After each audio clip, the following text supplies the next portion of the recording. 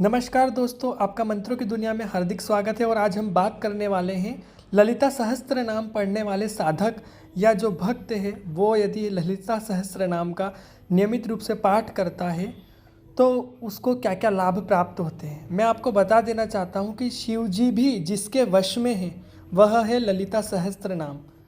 माता लक्ष्मी और माता सरस्वती जिनको पंखा करती है वह है ललिता सहस्त्र नाम। मतलब आप इसकी ये मान के चलिए, इसकी इतनी उपयोगिता है, इसका इतना चमत्कारिक प्रभाव है कि जिनके वश में शिव जी हैं, विष्णु जी जिनकी आरती उतार रहे हैं, ये मैं मन से नहीं बोल रहा, ये ललिता सहस्त्र नाम में लिखा हुआ है। तो इसके क्या क्या आपको लाभ मिल सकते हैं, सबसे सर्वोत्तम स्तोत्र है, आपको ज़रूर पढ़ना चाहिए, लालच में आकर ना पढ़ें। इस सहस्त्र नाम के लाभों की गिनती नहीं की जा सकती, तो भी कुछ चुनकर जो आपको लाभ बता सकते हैं वह आपको बता देते हैं, जो कि हमने फलश्रुति से ही लिए हैं। यदि पूर्ण श्रद्धा और आस्था से आपने ललिता माता का सहस्त्र नाम का पाठ किया है तो वह आपके मन की चेतना को शुद्ध करता है और जितनी भी आपकी चिंताएं हैं, नकारात्मक विचार आते हैं, उनको मुक्त करता है और आपको सकारात्मक सोचने पर मजबूर करता है और एक आत्मविश्वास दिलाता है।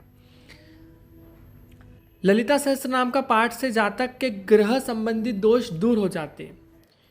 ललिता सहस्त्र नाम का पाठ करते समय अपने सामने एक पात्र में जल भरकर रखें।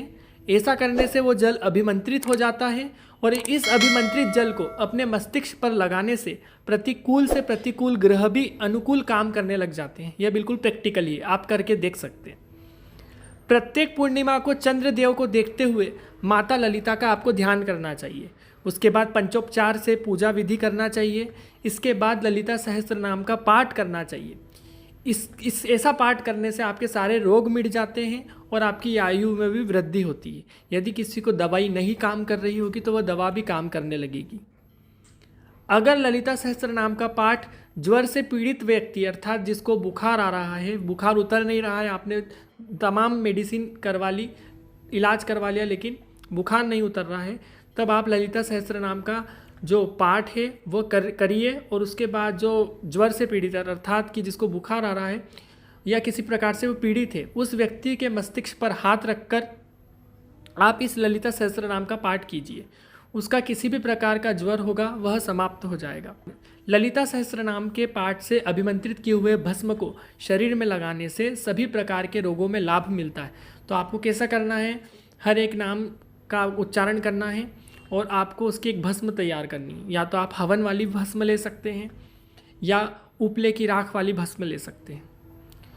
माँ ललिता का ध्यान कर उनका पंचोपचार पूजन करके श्री ललिता सहस्त्र नाम पाठ के श्रवण मात्र से आंतरिक रोगों में लाभ मिलता है तथा जितने भी विषैले जंतु हैं यदि आपको काट लेते हैं तो उनका विष भी उतर जाता है।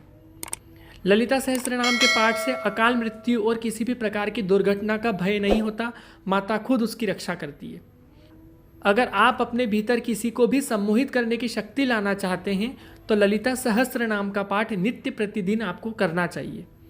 जो ललिता सहस्त्र नाम का नित्य प्रतिदिन पाठ करते हैं और यदि उसके कोई शत्रु है जो जबरदस्ती ही शत्रु बन रहे हैं, उससे जलते हैं, यदि वह उसको क्रूर दृष्टि से देखेंगे साधक को, तो मार्तंड भैरव है जो कि उसको अंधा बना देते हैं, आंखों से उसको दिखाई नहीं देता यदि वो इस प्रकार से उस साधक को देखता है। तो जो ललिता सहस्त्र नाम का पाठ करते हैं, उस मनुष्य के घर कोई चोरी करता है तो उस क्षेत्रपाल देवता अवश्य सजा देते हैं। ये मैं मन से कुछ भी नहीं बोल रहा, ये सब फलश्रुति में लिखा हुआ है।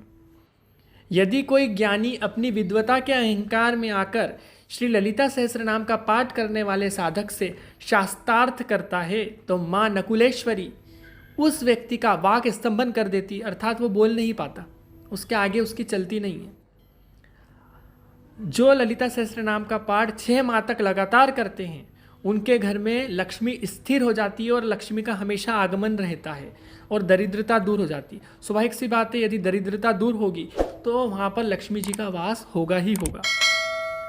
जो व्यक्ति 1 महीने तक 3 बार ललिता सहस्त्र नाम का पाठ करते हैं तो उनको ऊपर माता सरस्वती की विशेष कृपा रहती है, वह साधक की जीवा पर विराजमान हो जाती है और उसको वाक सिद्धि की प्राप्ति होती है।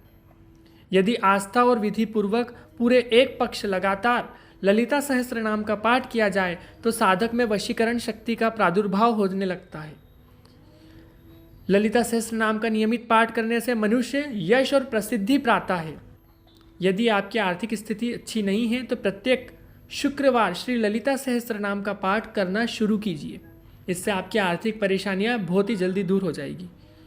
ललिता सहस्त्र नाम से अभिमंत्रित किया हुआ माखन खिलाने से बांझ जो स्त्री जिसको बच्चे नहीं हो रहे हैं उसका भी गर्भ ठहर जाता है।